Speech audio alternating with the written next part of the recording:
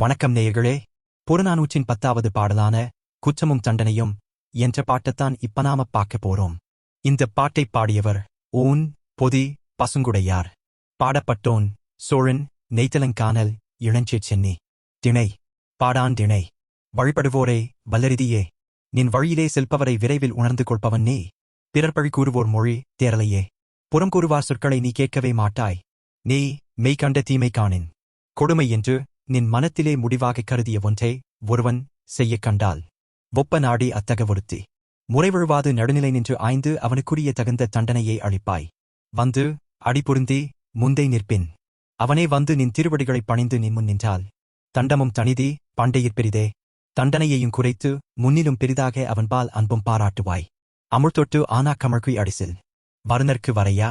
அமுதத்தையும் தன் சுவையால் வெல்லுவதும் உண்ணத் தெவிட்டாத மணங்கமழும் தாழிதத்தை உடையதுமான உணவை வருபவருக்கு எல்லையின்றி வழங்குபவர் நின்றேவியார்.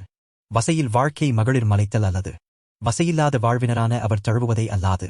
மள்ளர் மலைத்தல் போகிய சிலைத்தார் மார்பா. மள்ளர் மோதுவதற்கும் அஞ்சும் பன்னிற மாலையணிந்த திண்ணிய மார்பையுடையவனே. செய்து இறங்காவினை ஒன்றைச் செய்து பின் அதற்காக வருந்தாது முதலிலேயே செம்மையாக எதனையும் செய்பவன் நீ.